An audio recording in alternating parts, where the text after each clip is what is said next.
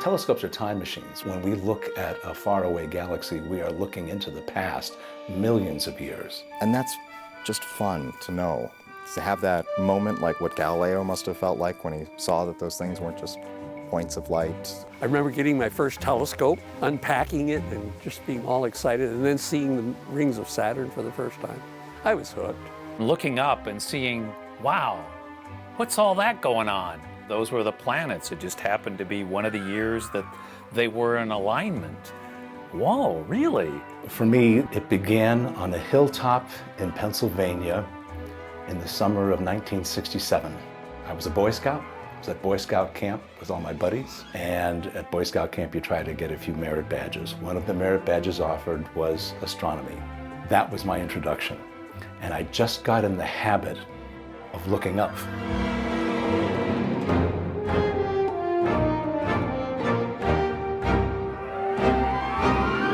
The Grand Rapids Amateur Astronomical Association and its members have been looking up for the past 70 years. The GRAAA and those who are simply curious about the universe come to Kissing Rock Hill in Lowell, Michigan to experience the cosmos.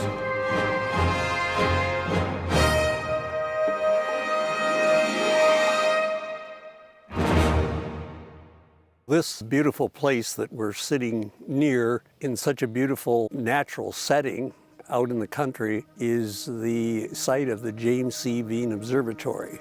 And it didn't just happen. In the mid-1950s, co-founder and first president of the GRAAA, James C. Veen, helped create the first planetarium at the original Grand Rapids Public Museum. Later, with support from the Public Museum, planning began on an observatory which would break ground in 1965. What followed was 5 years of construction done almost entirely by association members. And that's where I met all of these really motivated individuals. And then this great group of young people, mostly high school kids, who were joining the group and then became the workhorses for the construction of this observatory. Block companies would donate us blocks, but we had to come and haul them. I was actually one of the block layers. I learned a lot about block laying, and I can point to parts of the building where I was just learning that I'm not very proud of, but I can point to parts of the building that look pretty good because I'd had about 4 years experience at it. One of the first personalities I became acquainted with and came to admire greatly when I came here, I think a manual arts teacher by the name of Percy Hawkins. And he was a people person. Being one of the leaders in the group, he was very inspirational to the young people in the work crews. They learned a lot about life from working on a scaffold with Percy Hawkins. We created a telescope here in his honor, which is our largest instrument here at the observatory. It is also very much in keeping with Percy, easy to use, accessible to everybody, and primarily a visual scope. You move it around by hand. It doesn't have a lot of bells and whistles, but it's incredibly effective. On June 21st, 1970, the observatory was completed and dedicated to the association's co-founder and first president, James C. Veen, who sadly passed before construction began. Over the next 55 years, the Veen Observatory has become more than just a place to look at the stars.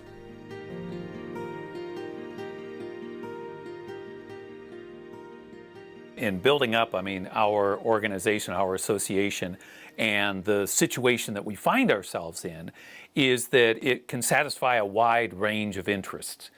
And those who have an interest in just being outdoors, we can help with that. Those who like, participating as a group and doing something, we can offer opportunities for that. So the thing that has been, good about the observatory is that, we have the ability to use a lot of different talents that people bring. Because of the special place that we're at, with the 12 acres of woods, it involves a lot of property maintenance, Someone later has the idea, let's put some walkways into our woods. So we did that project, clearing the space up here, provided for more parking, provided a green space where we have a fire pit, and we had the open space, and someone else said, well, I'd be willing to donate a pavilion, have a spot for that. Let's do some outdoor activities that are not just nighttime based, but can also be daytime based. The first job of a telescope is to gather light, and the aperture tells us the more aperture, the more light it's going to start to work with. This one is a 16-inch telescope. That is the aperture. It's a Schmidt-Cassegrain scope, which means that the light does a bounce. It comes in, there is a concave mirror, kind of a donut, because there's a hole in the middle of it that reflects the light to a central mirror in the center of the collector plate that shoots it back down. So the light does a bounce. And then we put various eyepieces to give us different degrees of magnification.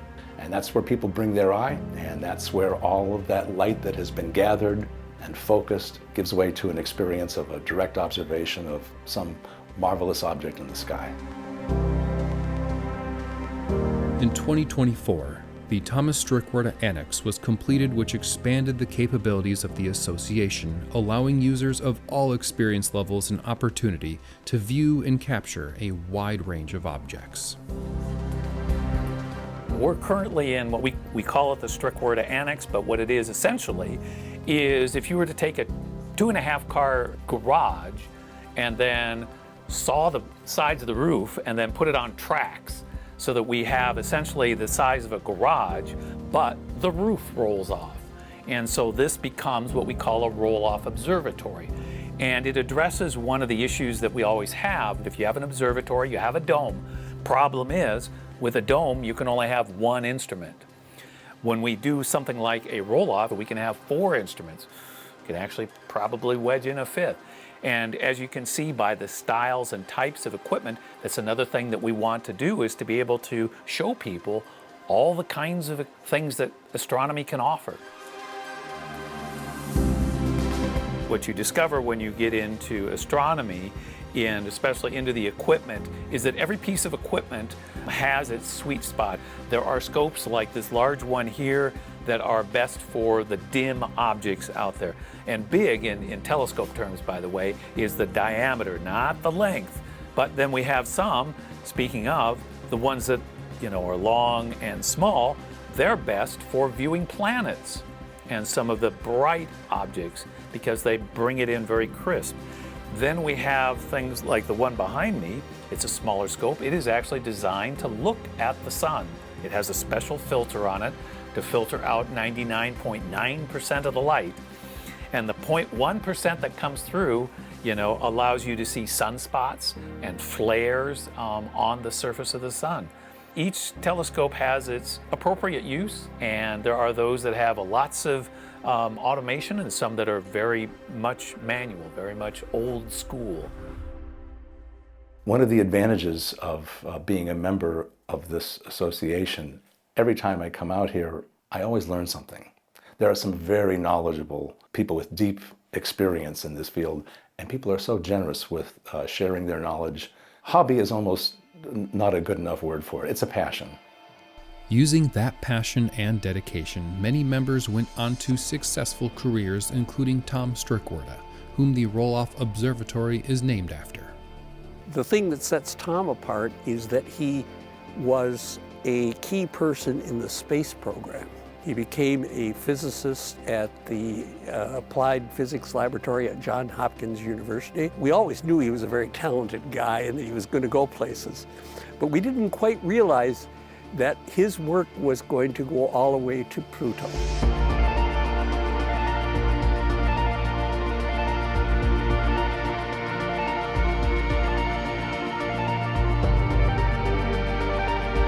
He turned out to be the lead guidance engineer for a team which had to plan and execute the trajectory for that very successful probe to Pluto in 2015, I believe. And he always used to say, the GRAAA had a lot to do with what I accomplished. These things build on themselves. The more that people participate, the more that creates an inviting and welcoming atmosphere for those who are on the edges to come in to this. So for that reason, it's been very invigorating to have that. As soon as I was 16 years old, I was a regular observatory user. And it is such an amazing privilege and what an amazing resource for a kid who's 16 to not just be able to go and look through telescopes, but to get a key and have permission to go there and use these things. That I would take pictures in the early morning before school. There's something very magical about having the privilege of showing somebody Jupiter or Saturn for the first time and watching their face come down from the telescope, and the kind of excitement. The most fun that I have is being there when somebody maybe looks at the moon or Jupiter or Saturn. Those are what I call the OMG objects. When somebody looks at the moon for the first time through a telescope and they see along the terminator, the line between light and dark, between day and night on the moon, that illuminates all of those craters, they often say, oh my God. And just to be there present for that moment is a privilege. And I know that they'll never look at the moon the same way again. Saturn's ring and the craters on the moon make clear that these are three-dimensional real objects in the sky. And it's just a privilege to be there when people have that moment. It never gets old for me. As soon as you are willing to, raise your hand and sign up, you can help run the visitors' nights and get to learn how to use the scopes, and you can use them on your own. And I don't know of another amateur association with that kind of resources, that such a great community, such a great observatory. A personal project of mine is that I love it when people can walk away with a sense of the sky in 3 dimensions. Instead of looking at the sky as the ancients did, like a dome with stars and planets and mysterious objects stuck on this dome, to be able to see it as an array of objects near and far.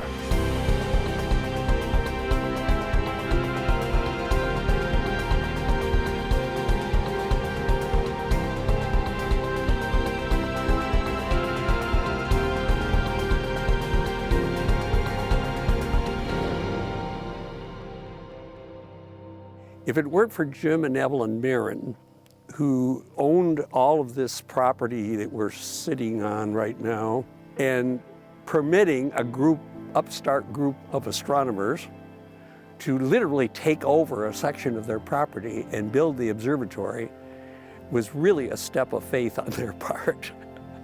Their mark cannot be underestimated. It was giving us this opportunity that may never have come if it weren't for their generous offer. This is a natural beauty center. It is a place where you can come and receive spiritual fulfillment just by being here and looking up into the sky and contemplating the vastness of it all, whether with the naked eye or with one of these big telescopes. Being out in the woods, here, and especially out here at night, out here during the day and listening to all the, the wildlife. I do take joy in just being out in this area, and my dog does too. So, so both of us take a lot out of it. I will forever be grateful to my friend Mike Murphy, who's a member of the club. I ran into Mike, and I was just walking home one night, and I bumped into this guy who had the exact same telescope that I was thinking of buying. It was good old Mike Murphy. And he encouraged me. Not only did he encourage me, he invited me to join and brought me out one night. That was my entry point. The message I would send out to people is, don't wait for your Mike Murphy. Bring yourselves out here on a public night. Get an eye full of what's up there, and maybe you'll get the bug. Honestly, I think it's a wow. I'm reminded of, when I'm looking out at the sky, it's so just awe-inspiring. I'm reminded of flying home once, and I was sitting there looking out the window. The person sitting next to me asked what I was looking at, and I said, oh, there's Mars there. And And he was so excited because he was going to get off the plane and see his son and going to say, hey, that's Mars.